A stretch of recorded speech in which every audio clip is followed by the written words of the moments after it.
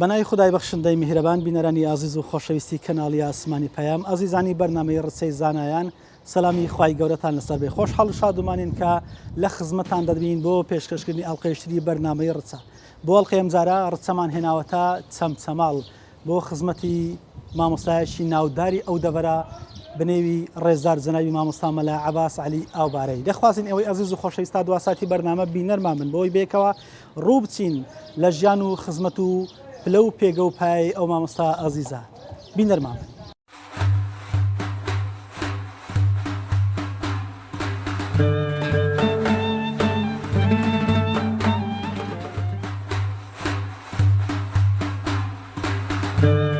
ژیان نامەی مامۆستا مەلا عەباس ئاوبارەی ناوی عەباسی کوڕی عەلی کوڕی موحەممەدی کوڕی مەلا ڕەسووڵی کوڕی مەلا عەزیزی فەقی ئیبراهیمی ئاوبارەیە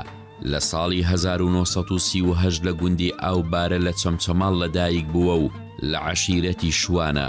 مامۆستا دوو خێزانی هەبوو، خاوەنی 11 کوڕ و 6 کچ بووە. هەر لە 7 ساڵیەوە دەستی کردووە بە قورئان خوێندن. سەرەتاش لە گوندی خۆیان لای مامۆستا موحەممەد عەبدولمەجید دەستی کردووە بە خوێندنی مەلایەتی. مامۆستا عەباس بۆ خوێندنی فەقێتی چۆتە دەیان گوندی کوردستان و لای چەندین مامۆستا خوێندوویەتی. سەرەتای مەلایەتی مامۆستا مەلا عەباس نزیکی 14 ساڵ لە گوندی دارەقوتە دەبێت و پاشان دەچێتە گوندی تۆمار لە باکووری شارۆچکەی چەمچەماڵ و نزیکی 16 ساڵ لەوێ دەمێنێتەوە و مەلایەتیان بۆ دەکات و بەردەوام قوتابی و فەقیه هەبووە. لە ساڵی 1985 دەچێتە گوندی چارداغلۆ لە باشووری شاری کەرکووک. دوای 2 ساڵ مانەوە لەو گوندە دەڕواتە نێو شاری کەرکووک. دوای ڕەتکردنەوەی بە بەعسی بوون لە 1970 دوور دەخرێتەوە بۆ شارۆچکەی چەمچەماڵ تا وەفاتی لەوێ دەمێنێتەوە. مامۆستا زۆر گەرم و گوڕ بووە لە سەروتنەوەی وانە شەرعیەکان و بەردەوام فەقیه هەبووە. هەر لەو کاتەوەی کە خۆی مستعید بووە دەرسی وتۆتەوە تا ئەو ڕۆژەی کە وەفاتیشی تیا کرد. مامۆستا بەردەوام پشتیوانی لە گەنجانی ئیسلام خواست کردووە، زۆر دڵی پێیان خۆش بووە و هەمیشە لە کۆڕ و کۆبوونەوەکاندا پشتیوانی بۆ ڕەوتی ئیسلامی دەربڕیوە و وەک خۆی دەیگوت لە ساڵانی 50کانی سەدەی ڕابردووەوە هات و چۆی کردوون و هاوکار و دەستباریان بووە. زانستی مامۆستا لە ئاستێک بووە کە هەر بابەتێکی شەرعی لای مامۆستایانی ناوچەکە چارەسەر نەکرابایە دەبرایە لای مامۆستا و کۆتا قسەی خۆی تێدا دەکرد، بە تایبەت لە بابەتە قورس و ئاڵۆزەکانی وەکو میرات و تەلاق. مامۆستا مەلا عەباس ئاوبارەی مامۆستایەکی زانا و کەمد و خۆ بە کەمزان و بۆ خودا سوڵحان و پارێزگار بوو. دوجار لە ساڵی 2015 لە تەمەنی 77 ساڵی وەفات دەکات و تەرمەکەی لە گۆڕستانی حاجی کەریم لە شارۆچکەی چەمچەماڵ بە خاک دەست پێردرێت.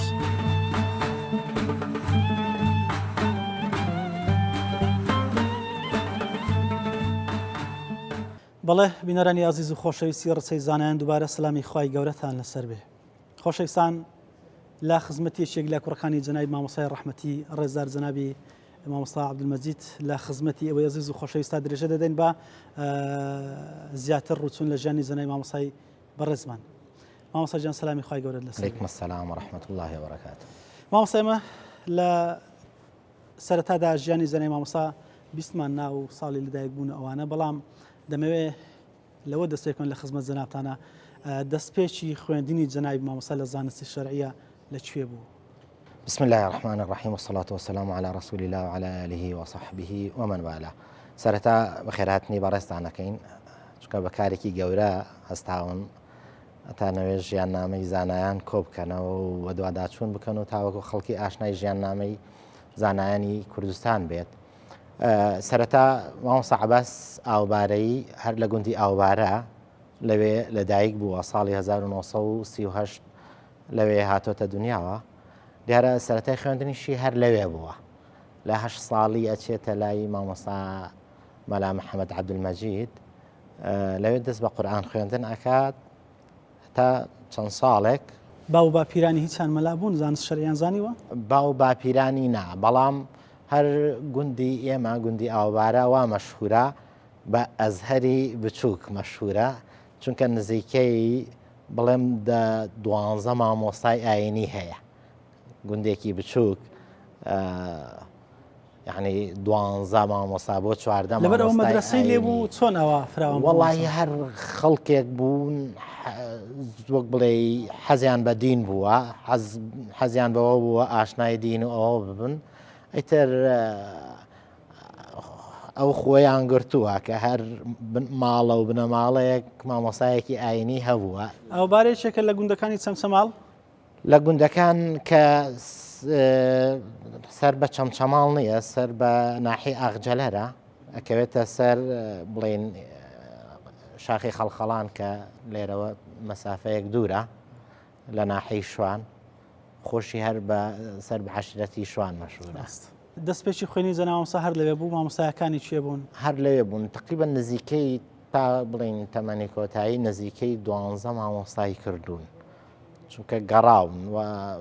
ئەوەنەی ژیاننامەیم لە خۆی وەرگرتووە و بیستومە و لە بڵین مامی بەڕێزم کە وەفاتی کردووە خوا گەورە لیان خۆش بێ نزیکەی 12 مامۆستای کردووە 12 شار و شارۆچکەی کردووە بە دوای عیلماگەڕاوە بەڵێ تەمان دوای لە گوندی ئاوبارە ئەچێتە بڵین مزگەوتی گەورەی کۆیە لای مامۆستا مەلا مەعروف لەوێ درێژە بە خوێندنیادا دوای ماوەیەک دیسانەوە گەڕێتەوە بۆ دەیەکەی خۆیان و دوایش ئەچێتە گوندی کارێزەی خاڵخەڵان لای مامۆستا سەید ئیسماعیل کە مامۆستایەکی ئاینی مەشهور بووە لەو سەردەمەدا خەڵک زۆر باسی کردوون متمایانەیان بە عیلمی هەبووە زۆرجا لە جەنابی باوکیشمەوە جۆم لێ ئەبوو زۆر وەصفی مامۆستا سەید ئیسماعیلی ئەکرد دیار بوو زۆر سوودی لێ بینی بوو هەم لە لایەنی ڕوحی و هەم لە لایەنی علمیشەوە. ئەو مامۆستاکانی تری مامۆستاکە لای خوێن کامانە بوون؟ مامۆستاکانی تری مامۆستا مەلا عەلی یەکێکی تر بووە لە مامۆستاکانی مامۆستا شێخ عەبدولکەریم هەشەزینی ئەمان لە گوندی تەوەکەڵ و لە گوندی تەقتەق و لە گوندی پەڵکەڕەش و لە گوندی عەلی مەنسوور و لە گوندی گورگەی چاوسوور لە هەموو ئەم دەیانە بڵێ چووە خوێندووە بە دوای زانستا گەڕاوە یعنی تااقەتێکی باشی هەبووە بەوەی لە سەردەمێکە هیچ ئامێری گواستنەوە و گەیاندن نەبووە توانیوێتی ئەم دەیانە ببڕێت یعنی من خۆم سەرسامم بەوەی کە چۆن لە سەردەمێکی ئاوهایە ئەم دێ دوورانەی کردووە بۆ ئەوی فێری زانست و زانیاریوێ ئەوەی کە پاڵنەر بە جەنای مامۆستا بەردەوامی لەسەر خوێندن هەر ئەهلی دێکە و چۆن دڵێ چاو لێکەری بۆ لەوانەیە کە مامۆستای گەلێکی زۆری لێبوونەوە ڕیان لە دین بووە وەڵاهی چونکە ڕەنگە لە سەردەمی خودی باوکمەوە ئەو مەلایانەی تر ڕەنگە لە هاوتەمەنی ئەوە یاخود لەو مناڵتر بوو بێتن بەڵام ڕەنگە پێداویستی ئەو سەردەمە ژوای کردبێت کە کەسانێک هەبن تاوەکو خەڵک چاویان لێ بکە و گوێیان لێ ڕابگرێت ئەشێ یەکێک لەو پاڵنەرانە پاڵنەری ئەوە ببێت خەڵک بەعام خەڵکی بە کەسی دیندار و کەسی دینداری خۆشویست بێ ئەمانش لەو سۆنگەیەوە دەستیان کردبێت بە خوێندن و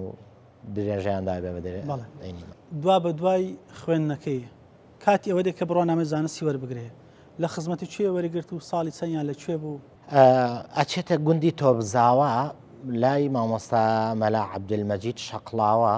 کە زانایەکی ئەو سەردەمە بووە لەوێ کۆتایی بە خوێندنەکەی یعنی لەوێ ئەگاتە ئەوەی کە بڵین مامۆستای باوکی ڕەحمەتیم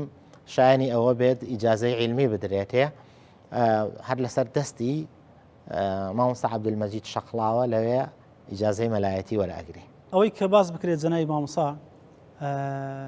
وەکو باوک لە لای جەنابتانە چۆن باوچێک بوو بە ئەمەک و ئامۆژگاری کرد بە خەمەوە بێ بۆتان بۆی کە ئامۆژگاریتان بکە زیاتر لە چیوە تەئکیدی دەکردەوە؟ وەڵاهی باوکم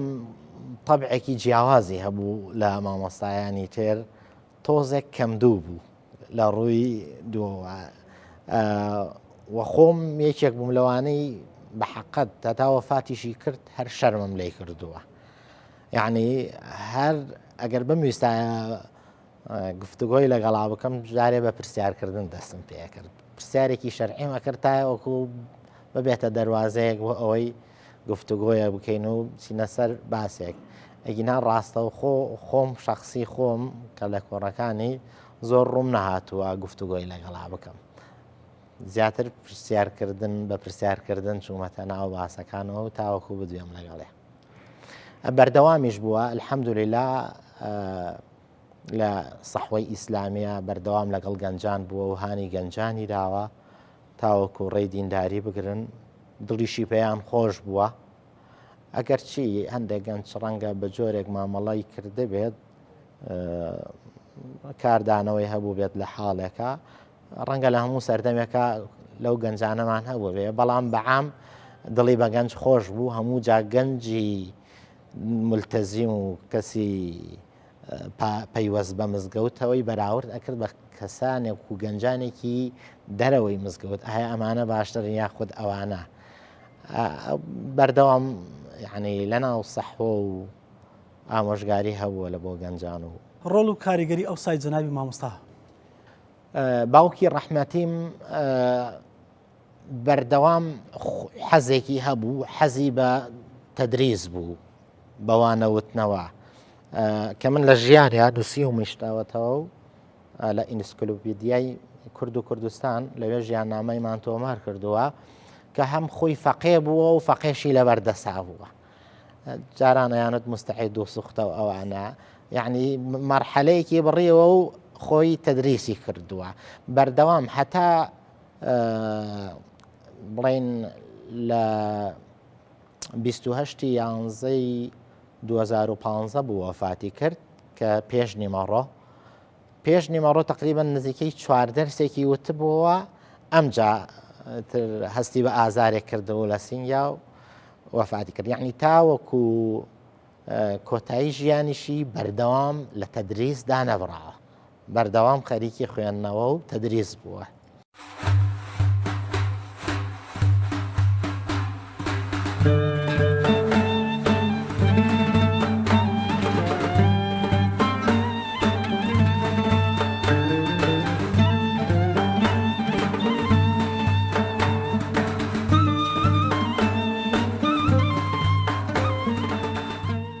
ڕێزدار جەنابی مامۆستا تاهیری تەوەکەل یەکێک لە مجازەکانی جەنابی مامۆستا ئەگەر پێمان بڵێ بەڕێستان کەی هاتوونەتە خزمەتی جەنابی مامۆستا و دەرستان لای خوێندووە بسم الله الرحمن الرحيم الحمد لله والصلاة والسلام على رسول الله وعلى آله وأصحابه ومن والاه بەڕاستی خۆشحاڵم کە لە خزمەتی یادی پیاوێکی زۆر گەورە زۆر عالم زۆر بە خزمەت زۆر زانە لە وڵاتەکەمان کە مامۆستا مەلا عەباسی ئاوبارە مەشهورە کە من لە خزمەتیا بووم بە خزمەتی گەیشتوم طبعا ئێمە من ئەلە مزگەوتە بووم مامۆستا لە ساڵی ئێمە دوای ئەوەی کە بڵێن دیهات ڕووخاو 85 کە هاتیینە ئەم شارە بە زۆری ئەلەو ساوە من هاتمە ئێرە هاتمە ئەم مزگەوتە و بە خزمی مامۆستا گەیشتم و مامۆستا بەڕاستی زۆر پیاوێکی عالم زۆر پیاوێکی بە خزمەت زۆر پیاوێکی متەواضع یعنی هەر کاتێک هەر دەرسێکت بخوێندایە کات و ساتی بۆ نەبوو ماندوو نابوو هیلاک نابوو نێ و کاتی نییە نێ و تااقەتم نییە هەر لە بەیانی چێشتناوە ئەهاتە ئەم مزگەوتەکە ئەوسا شێوەیەکی تر بوو دوای تێک درا و چاکرایەوە لە ساڵەکانی 1970 و 1970 و تا 1970 من لە خزمەتیا بووم دوای 1970 من نەقڵ بووم بۆ مزگەوتی شەکاکە حەمە لە خزمەتیا جابووینەوە لەو مدەیە لە خزمەت مامۆستایە بووم بەڕاستی مامۆستا وەک چۆن لە خزمەتی وەکو دەرس خوێندن یان وەکو بێکەوە مامۆستا بوون لێرە ینی چۆن من کە دوای ئەوەی کە طبعا من مامۆستا بووم لە ساڵی 1970 لە 24 من مباشرەم کرد بە وەزیفەی مەلایەتی لە تاقیکردنەوەیەکە لە هەولێر تاقیکردنەوەکەما کرد دەرچووم تعین بووین طبعا ئەوسا بەناوی دەیەکەوە لە لای خۆمان شێخ وەیسی دوای چوومەوە دەیەکەی خۆمان تەوەکەڵ لە 85 کە دیهات ڕما هاتینە ئێرە ئەم منتیقەیە خەڵکەکەی ناسیار بوون بە زۆری قەومان و خزم بوون مامۆستا سەید ئەحمەد فەیلسوفیش هەر لێرە بوو هەزار ڕەحمەتی لێبێ داوایان کەوتیان حەز دەکەین بێتە ئێرە وەکو ئیمامەت و ئەوەنەمان بۆ بکەی تەراویح و ئیمامەت و ئەمانە لەبەر ئەوەی کە تۆ گەنجتری مامۆستا تااقەتی نییە و تەمەنەکەی ماشەڵڵا مامۆستا تەمەنی هەبوو معلم 1911 بوو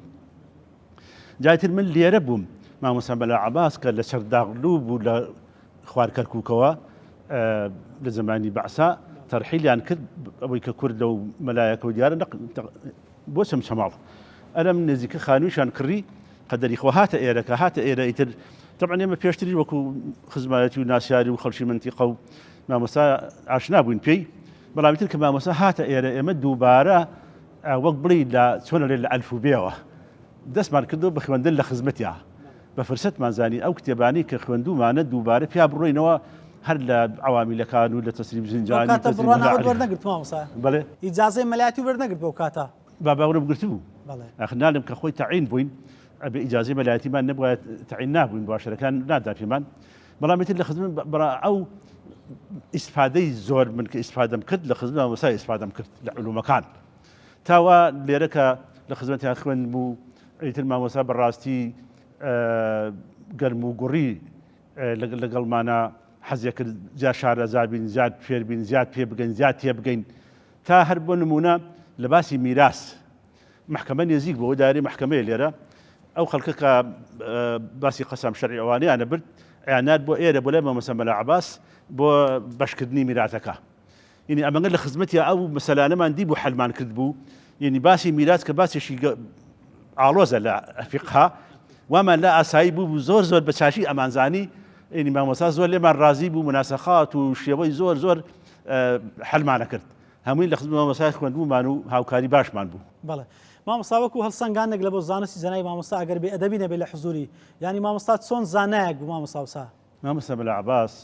بەڕاستی زانایەک بوو بۆ ئەو سەردەمەی خۆی و لەوانەیە بڵێم بۆ ئێستش کە میوانە بوو لە ڕووی هەموو عیلمەکان بەڕاستی زانایەکی تەواو زانا جا زانایەک لەگەڵ زانایەکی خواناس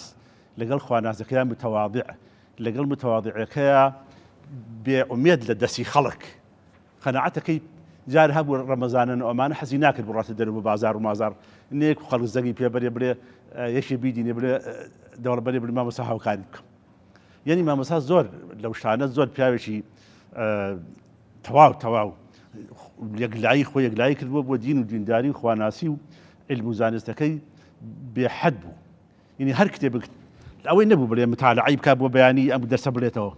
فقه بواە نحو بواە سەرف بواە بەلاغە بواە منطق بواە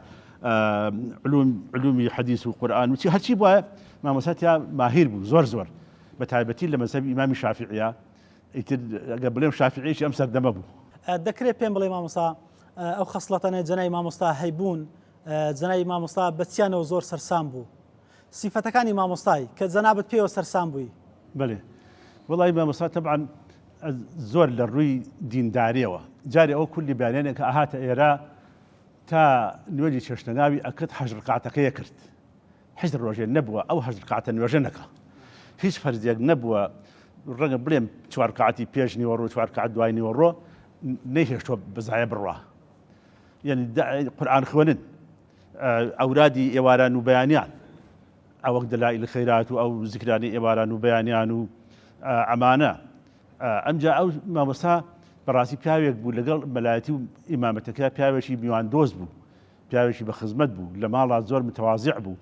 بەخوا گەلێ جارکەوەک بعضی مامۆستا کە ئەچوون بۆ ماڵەوە بۆ سەردانی تایبەتی ئیتر تا بانگێ کرێک وەرن مناڵ ئەم خزمەت مامۆستایانە بکەن بەڕاستی ئەمانە ئێستا مەحتیا کردین یەکگوت ئەمە جێی تەقدیر و جێی ئەوەن و مەڕاستی مامۆستا مەلای خۆشەویست فەقیهی خۆشەویست ئەو کەسی کە حولی مەلایەتی بدایە بەرەو زانست زانستەری بڕاتە زۆر خۆشەویست وەزێر مەقسەدیشی بوو حەزیشیە کرد خزمەتیان بکات مامۆستا بەڕاستی لە ڕووی علم لە ڕووی متەواضعی لە ڕووی سەخاوەت لە ڕووی کەسایەتی سەنگینی و قورسێتی مامۆستا زۆر عەزیب بوو یعنی ئەلە کە بهاتاتە حوزرێت تا ئێوارە دەرنەچوایە بەلایەوە هیچ ئەوە نەبوو مامۆستا هەتا بڵێ لە هەموو علومەکانیشە ئەوە نەبوو بڵێ شتێک بڵێ لێ عاسی بێ شتێک بڵێ نەیزانێ جار وهب كدانيش درس معنا كل ما مسيد حن فيلسوف عن فيلسوف مشهور بفيلسوف دا انيشت جام ما مساك ما مسايشي قوري لي بيوكو خوي قد ما مسا سيد احمد نبو رنا بلا من رخنيشي لي قلت في بلا هو اني او وايا يعني زور براستي ما مسا الحمد لله مر علمه توابو ولا الروي سرف كدني علم كشوا زور سخيبو تا او رجيك وفاتي كرت ملا محمدي بالكرش هي خلشي دعاء وخلشي او سريه او رجيك ما مسا وفاتي كرت او بياني انا هات درسي لا خلبو ما شاء الله اني حركات يبتوتا حر كتابك ني قدام كتابتي هاد قلت كتابك شي فلان كتابه دي لسبب شي لفلان شنو دي قلت بخونو بكشتي بو معناه كردو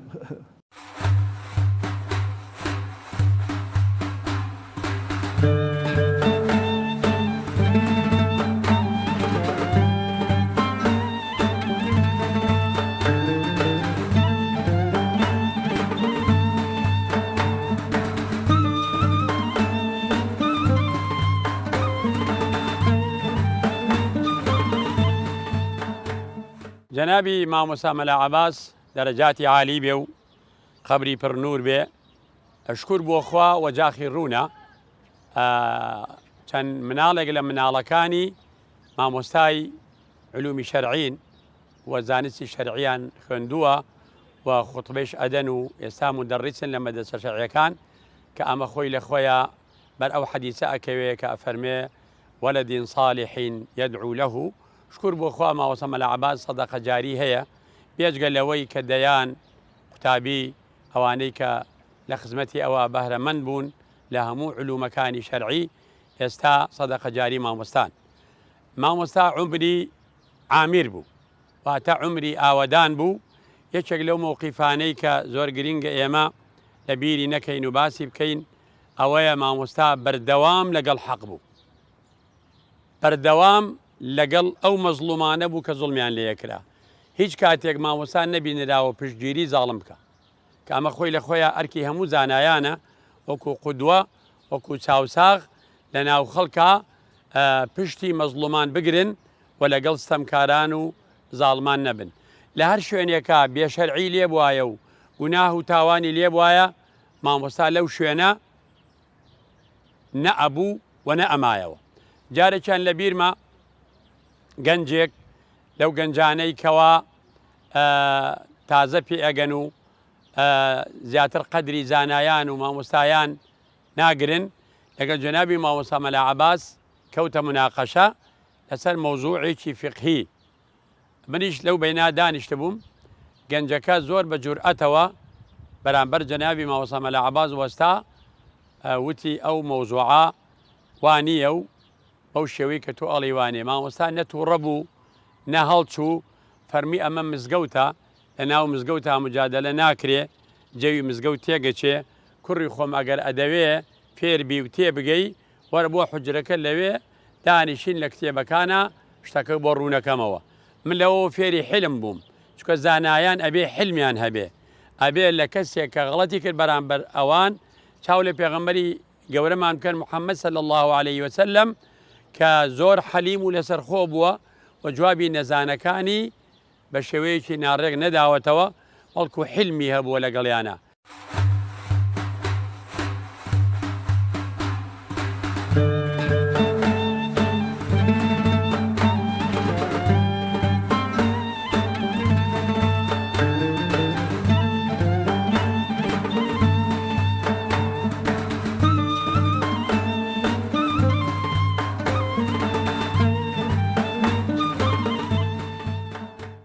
بسم الله الرحمن الرحيم الحمد لله رب العالمين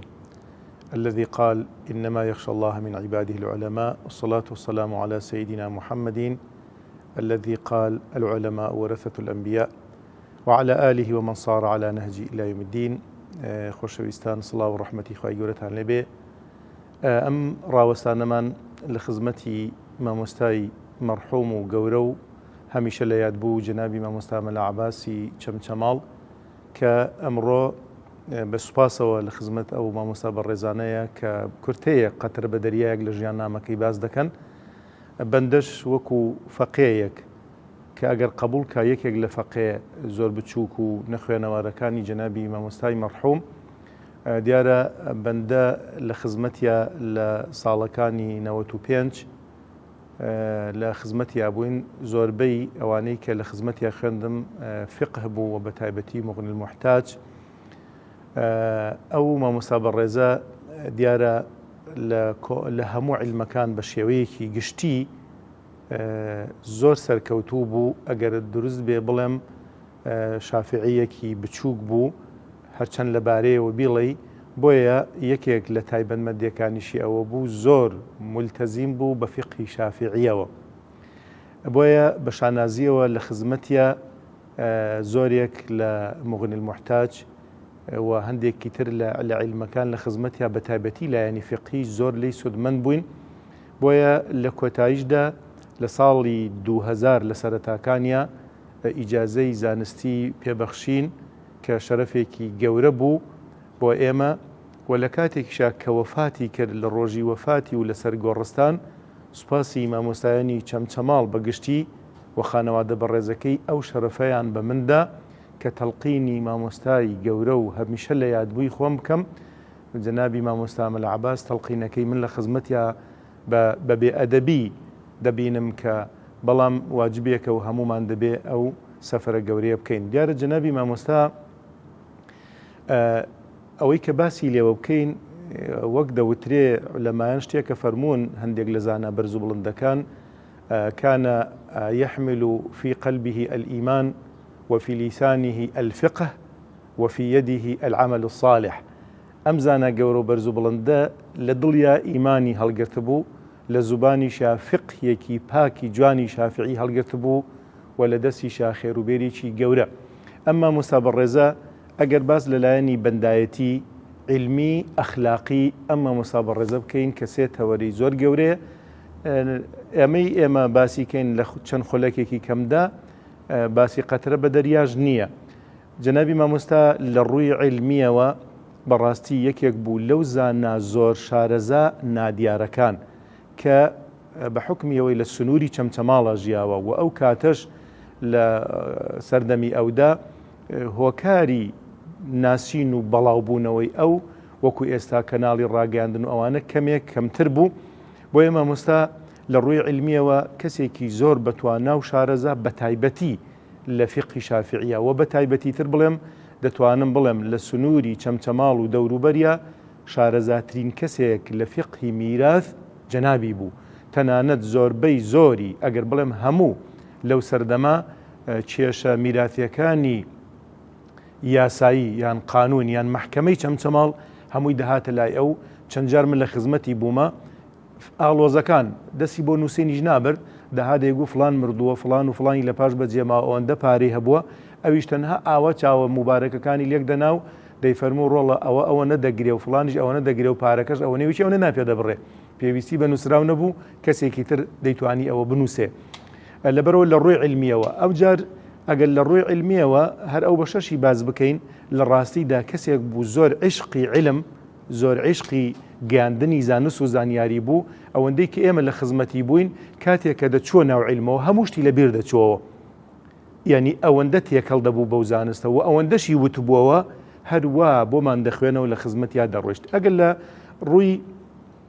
ئەخلاقیەوە باسیکەین طبعا لە ڕووی عیبادەتیەوە پێشتریش باسکەین لە ڕووی عیبادەتیەوە تایبەتمەندیەکانی مامۆستایانی ئاینی بە تایبەتی ئەم مامۆستا گەورە و مەرحومە دەتوانم بڵێم کە ئەمە دەبێت سیفەتی ڕاستەقینەی مامۆستایان و عولەمایان بێ کە ئەفەرمی العولەما وەرەثەة الأنبیا تەنانە لە ڕووی عیبادەتیشەوە ئەم مامۆستا گەورەیە زۆر عشقی جەماعەت بوو زۆر ملتەزیم بوو بە جەماعەتەوە بە مزگەوتەوە جگە لە واجبەکان زۆر ملتەزیم بوو بە سونەتەوە لە ناو هەموو سونەتەکانە زۆر ملتەزیم بوو بە سونەتی چەشتەنگاوە لەگەڵ هەموو ئەمانەیە جەنابی مامۆستا تەمەنی تێپەڕی بوو ئەندازێک وەکو لاشەی تۆزێک قرس بوو بەڵام کە دەستی دەکرد بە نوێژ هیچ گەنجێک وەکو ئەو نەیدەتوانی منافەسەی نوێژەکانی بکات کە ئەوەندە بە جوانی نوێژەکانی ئەنجامەدا لەگەڵ هەموو ئەمانەشە زۆربەی زۆری کاتەکانی لە مزگەوت بوو چاوەڕێ بوو خەڵک بێ وەڵامی پرسیارەکان و چەندین لەو مامۆستایانە ئاهات بە کتێبەکەی و لە خزمەتێ دانیش دەرسی پێدەوت وتمان لە ڕووی عیبادەتیەوە ئەوە سیفەتێکی بەرز و بڵندی مامۆستا بوو تەنانەت دوای لێکردبوو لە ڕووی ئەخلاقیەوە کە ئەمە بەڕاستی سیفەتێکە لە هەمان کاتە لە ئەسڵە ئەم سیفەتە دەبێت لە زانای ئاینیا بێ سیفەتێک تا بڵی متەواضع و خۆ بەکەمزان یعنی کاتێک لەگەڵی دەدوای ئەگەر نەناسیایە جلوبەرگەکەی دا بنایە دەدوت ئەمە دەکرێت هەر شارەزایەکی نەبێ بۆیە زۆر متەواضع بوو ئەو جار خاڵێکی تر بە هیچ جۆرێک ئەم مامۆستا بەڕێزە کەس ناتوانێت بڵێ ڕۆژێ لە ڕۆژان وشەیەک هەڵسوکەوتێکی حقد و حەسادەتم لێبینی بێ بە دەلیلی چی دا بنیشتایە ئێمە لە خزمەتی بووین دەچین بۆ سەردانیەک بۆ نەخۆشێ بۆ هەر شوێنێک ئەم مامۆستا گەورە و بەرزە ئەو حەزیە کرد ئێمە قسە بکەین مامۆستا ئەدەب نییە تاوەکو تەکلیف لێ نەکردایە تاوەکو داوە لێ نەکردایە پرسیارەکە نەکردایە دەست چاوەکانی لێکە ناو دەستی ئاوە قسەی ناکرد هیچ کات زەمی مامۆستایان و بە بەردەوامی حەزێ کرد جۆی لە کەسێکی تر بێ قەت باسی ئەوەی ناکە من ئەوە دەزانم بۆیە بە هیچ جۆرێک باسی حەسادەت و باسی خۆ بە گەورەزانین ئەمە لە منهەجی ئەخلاقیەتی مامۆستا نەبوو زۆر علومی علمی خۆشەوی زۆر ئەهلی علمی خۆشەویست زۆر حرمەتی لە مامۆستایان و پێی خۆش بوو ئەوەندە ئەم عیلمە گەورەی کردبوو گەورە بوو بەلایەوە بۆ ئەو بازاڕە بڕۆیشتایە چەند ماندووشەکەت بووایە دەستی لە ساریێک ڕناگر هەڵی بگرێ مەگەر هەڵیان بگرتایە زۆر بە تەواضعەوە ینی تەنانەت گەیشت بوو ئاستێک کە ئەمە ئەسەفێکە و قەت لە دڵمان دەرناچێ ئەو جەنابی مامۆستا گەورەیە ئەو کۆمەڵە کتێبەی کە هێنابووی لە مزگەوت و لە حوجرە داینابوو بۆیە لێرە و ناوی کەس نابم بەڵام بۆ مێژوو بەڵام عەدالەتی مەحکەمەی خوایی ئەبێەوە ببڕێنێتەوە هاتن ئەو کتێبانەیان لە گونەیەک ناو خستیانە پاشی سارەیەک و بردیان ئەم مامۆستا گەورەیە ئەوەندە خۆی پێگەورە بوو دەستی بۆ شکات نەبرد شکایەتی لای هیچ کەس نەکرد بگرە خەڵکێکی زۆری چەمچەماڵی ڕەمێمە نەزانێ بگرە لەوانە زۆرێک لە زانانیش ئەمە نەزانن بەڵام دەسەڵاتی ئەو کاتە هات کتێبەکانی هەموو کۆ کردەوە بردی مەکتەبەکەی ناو مزگەوتەکەی چۆڵ کرد ئەم مامۆستا گەورەیە سوبحان الله شەکوای لای هیچ کەسێ نەکرد فەرمی خوا ئاگادار نییەی کتێبەکان فقه و شریعەتە و فقهی شافعیە پەیامی خوایە خوای گەورە خۆی دەیزانێ خوای گەورە خۆی ئەم حەقەمان بۆ وەردەگرێتەوە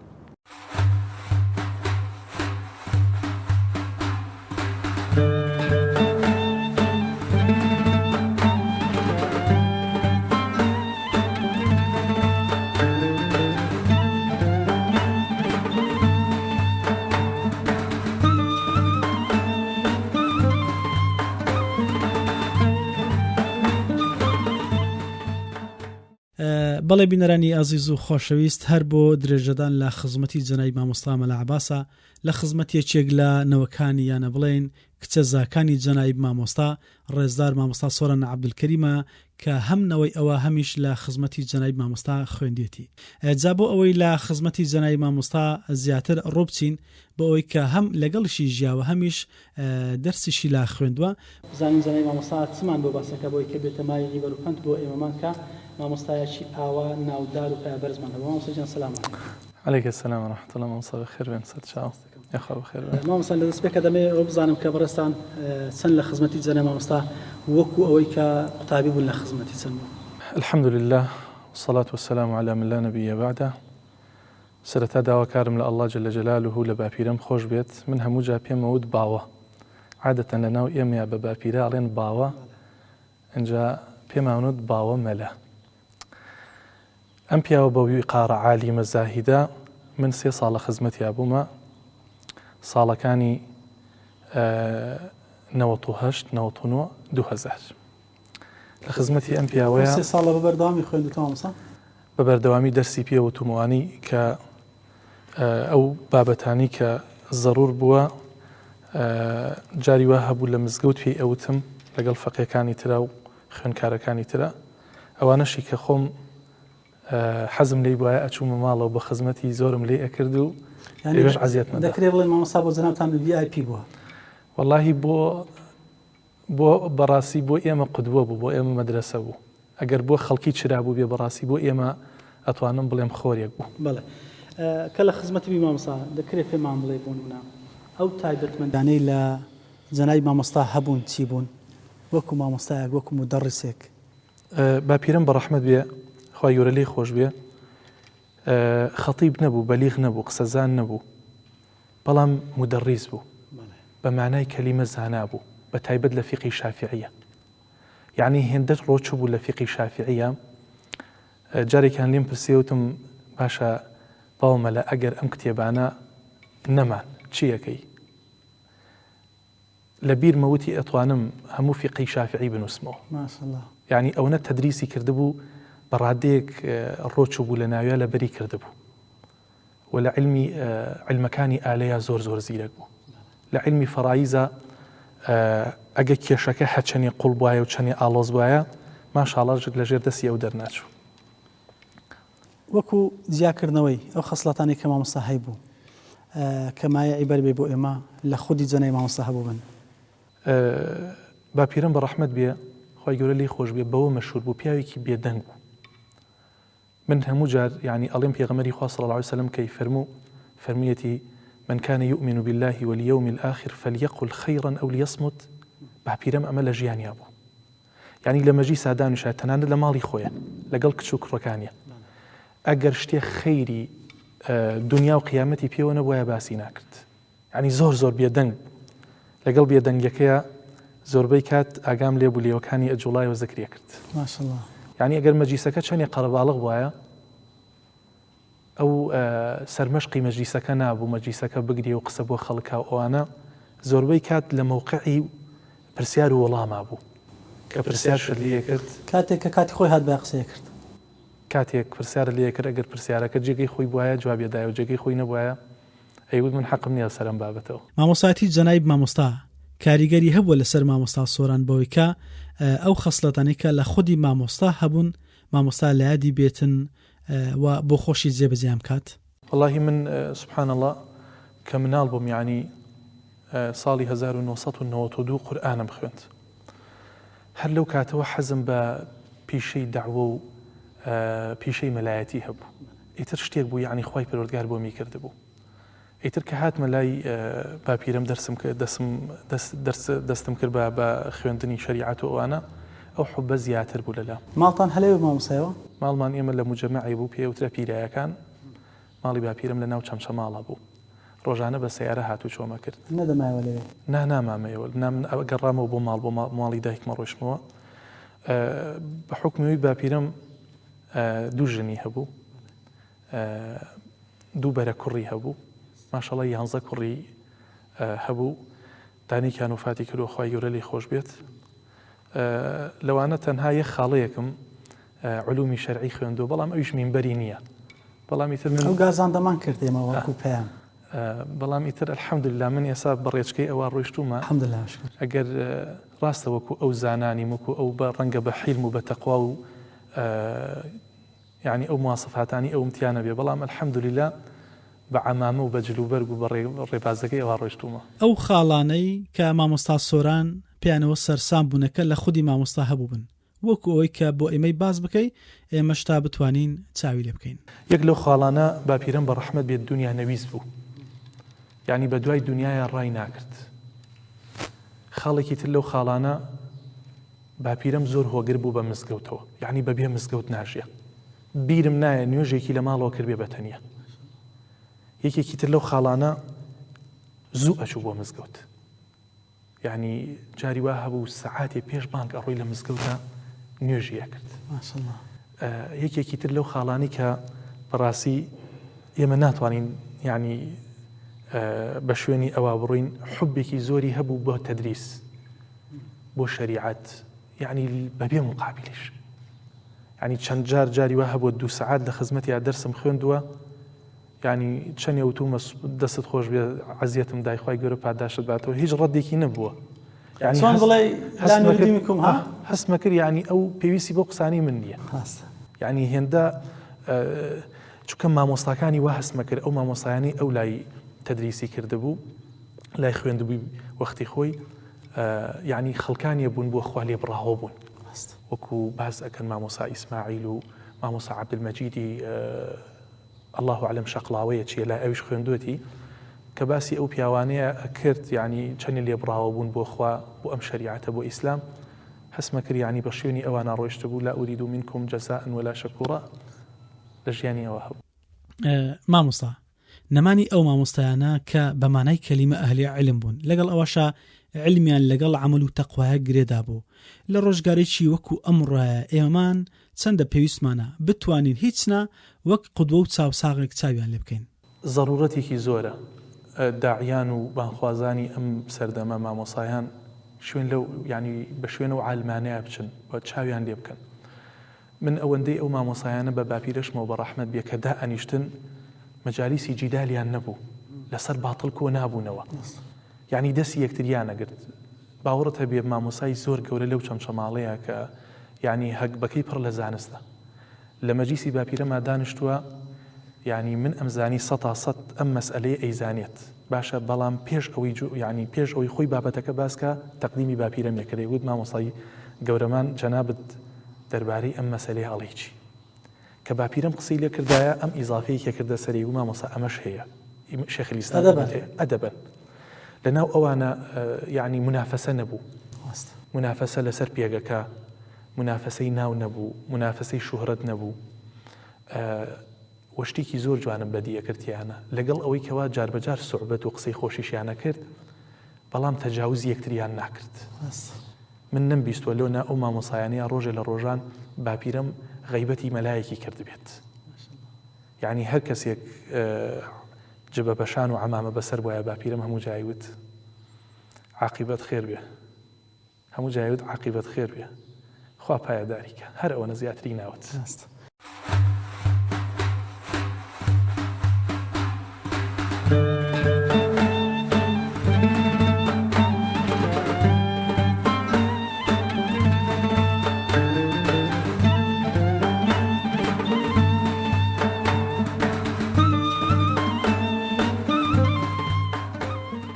ڕێزار جەنابی مامۆستا بیلال عەلی یەکێک لە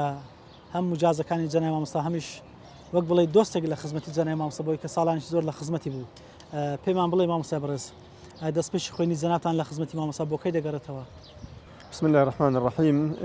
ئێوەش زۆر بەخێر بێن لە ساڵی 91 بەدواوە تا 92 93 و 94 ئێمە لە خزمەتی بەڕێز مامۆستا مەلا عەباس بووین خوای گەورە دەرەجاتی عالیکە لە خزمەتیا زۆر بەهرەمەند بووین سەرەتای خوێندنی مەلایەتی و فەقێتیمان لە خزمەتی مامۆسایە بوو الحەمدولله بەڕاستی زۆر لێی بەهرەمەند بووین. هەلێرە مامۆستا هەر لە مزگەوتی شەیدان لە قەزای شەمشەماڵ هەر لە مزگەوتەکەی خۆیە. بەڵێ کەیفێتی دەرسکەمان پێ بڵێ مامۆستا و کاتەکە دەڕۆشنە حوجرە کەی دەڕۆیشتن چەند مامۆستا لە خزمەتان دەماوە بۆ منە ئەوانانەیە کە دەتان خوێن ڕۆژانە بوویان جەلسەی زانستەکەتان چۆن بوو؟ ئێمە سەرەتا لە شاری شەمشەماڵە بەڕاستی حوجرەیەکی وا ڕسمی نەبوو مامۆساکە ئەو حوجرەی دامەزران لەگەڵ مامۆستا مەلا تاهیرە دووکیان پێکەوە ئیتر بۆ یەکەم جار بوو لەم دەبەرە حوجرەیەکی سونەتی دامەزرێنن و کۆمەڵی فەقێ ئەماینەوە وەکو هەلە نامزگەوتی دەمانەوە غورفەی تایبەت نەبوو بڵێن ینی شوێنێکی وا هیمان نەبوو بڵێن حوجرەی تایبەتی بەڵام هەر قاعەکە دووسێ غورفمان لێ دروست کردبوو لەوێ شەو ڕۆژ ئەماینەوە و ڕۆژانە دەرزمانە خوێندانی بەیانەکەیتانی وەڕۆ و دوای نێوڕۆژ خەریکی مطالعات و دەورکردنەوە بووین مامۆستا مەلا عەباس بەڕەحمەت بێ یاخوا ئەو مدرسی گەورە و عومدەی گەورە بوو بەڕاستی لە مەدرسەکە مامۆستا مەلا تاهیریش بە هەمان شێوە دەرسی پێمانەوەتەوە. بەڵێ ئەنی دەرسەکە ڕۆژانە بوو مامۆستا هەموو ڕۆژێک تاقیبانەکەی هەموو ڕۆژێ تاقی بەیانەکەی دەرزمانە خوێن لە سەعات 8ەوە هەتا سەعات 11 تا سەعات 12 دەرزمانە خوێن وە شەوانش خەریکی مطالعات و دووبارەی دەرزەکان بووین. ئەو دەرسانی مامۆستا دەیگوت و کامانە بوون مامۆستا دەرزە گەورەکانی پێوتینەوە لە نەحو لە سەرف و لە بەلاغە و لە فقه و ئەو مادە گەورانە دەرسی وانەکانی کۆتایی مەلایەتی بەڵێ ئەو ئێمە سەرەتا بوون لێرە بەڕاستی کامان خوێن بەڵام مامۆستا دەرسە گەورەکان هەموو ئەوەی وتەوە بڵێ مامۆستا پیاوێکی بتوانە بوو الحەمدولله هەموو مادەکانی وتەوە. حەریسەتی مامۆستان پێ بڵێ لەسەر وانەوتنەوە و لەسەر خۆشەویستی بەرامبەر بە قوتابیەکانی چەندە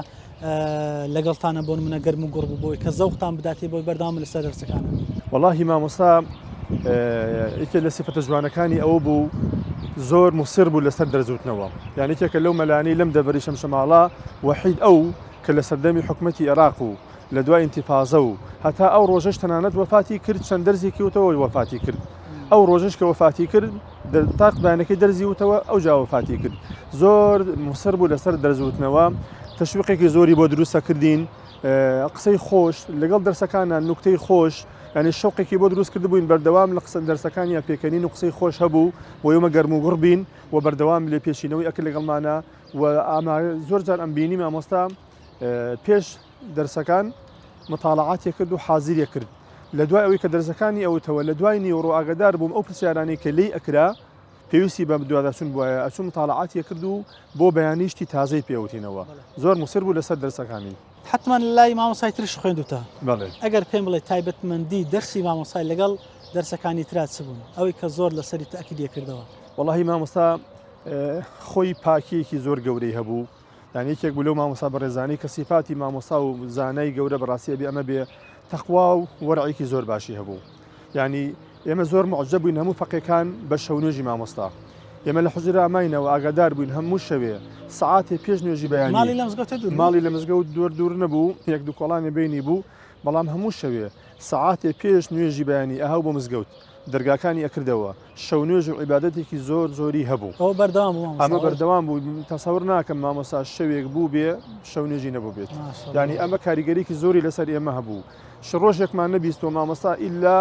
دەستنوێژی ئەگرت سنەتی دەستنوێژی ئەگرت و نوێژەکانی زوحایەگرت و زیکرێکی زۆری کرد لە دوای نوێژەکانەوە ئەم عیبادەتە جوانەی مامۆستا کاریگەریکی زۆری هەبوو لەسەر تەڵەبەکانی هەر لەبەر ئەوەش بوو مامۆستا مەلا عەباس بەڕاستی بەرهەمێکی زۆری هەبوو ئێستا بە دەیان خەتیبی ئەم شارە و شوێنەکانی تریش لە خزمەتی مامۆسایە بوونە لە خزمەت مامۆسای پێگەیشتونە ئەم جان بە ئیمانی و تەخوات تەسیری زۆر لەسەر ئێمە هەبوو بەڕاستی ینی ڕنگدانەوەی زۆر جوانی هەبوو پیاوێکی زۆر متەواضع بوو لەسەر خۆ بوو هەڵچوونی نەبوو فتواکانی زۆر دقیق بوو ینی وەرع و دینداری پێوە دیار بوو کە فتوایەکی ئەدا زۆر بە دقیقی و بەڕاستی فتوای ئەدا مامۆستا باسی تەقوای زەنای مامۆستات کرد چۆن دەڵێ واتقوا الله يعلمكم الله تەقوا و علمی زەنای مامۆستا ینی دەکرێت پێ ماڵێ مامۆستاشی کردداری و بۆ علمی کە هەیبوو لە ڕووی وەرع و ذکر و تەقواوە بەڵێ بەڕاستی مامۆستا علمێکی زۆر مەتینی هەبوو لەخوا بەزیادە ینی هەموو مادەکانی ئەوتەوە و یەکێک بوو لەو مامۆسانی کە بەڕاستی لە فتوایە معتەمەدی ئەم شارە ئەو بوو تەنانەت محکەمەی چەمشەماڵی شەرعیش کە نزیک بوو لە مزگەوتەکەیەوە هەموو مەسائلێکی میرات و قەسامی شەرعیان بۆ مامۆستا ئەبردەوە و مامۆستا لەبەرەوەی هەر فتوایەک ئەو بیدایە لە شارەکە هەموو خەڵکی ڕاوەستان لە بەرامبەر فتواکەی مامۆستایە لەبەرەوەی لە هەمووان هەم بەتەمەنتر بوو هەم زاناتر بوو عمقێکی گەورەی هەبوو لە علومی شەرعیە و لەگەڵەوەی شاپیاوێکی زۆر متەواضع بوو بە هیچ شێوەی خۆی دەرنەئەخست ینی تەواضعێکی هەبوو مامۆستا ئێستا خەڵکێک هەیە بەداخەوە ڕبع علمی مامۆستایی نییە زۆر بۆ خۆی ناو دەرەکە بەڵام بەڕاستی مامۆستا پیاوێکی زۆر متەواضع بوو پیاوێکی زۆر گەورە بوو حتا یەکێک لە سیفەتە جوانەکانی مامۆستا یەکێک لە سیفەتە جوانەکانی مامۆستا ئەوە بوو کە لە بواری وەعز و خوتبەیە زۆر بەهرەمەند نەبوو ئەیزانی لەو بوارەیە زۆر بەهرەمەند نییە خۆی زۆر مەشغوڵ نەکردبەوە لە تەدریسا بەهێز بوو مامۆستا مەلا تاهیر کە لەگەڵی بوو ئەو خەتیبی مزگەوتەکە بوو تەداخلیشی ئەوی نەیەکرد منافەسی ئەوی نەئەکرد بەڵکو تەشجیعیشی ئەکرد چونکە ئەیزانی ئەو لەو بوارانیە بەس لە بوارەکەی علومی شەرعی و تەدریسا ماشەڵڵا مامۆستا بەڕاستی زۆر بێوێنە بوو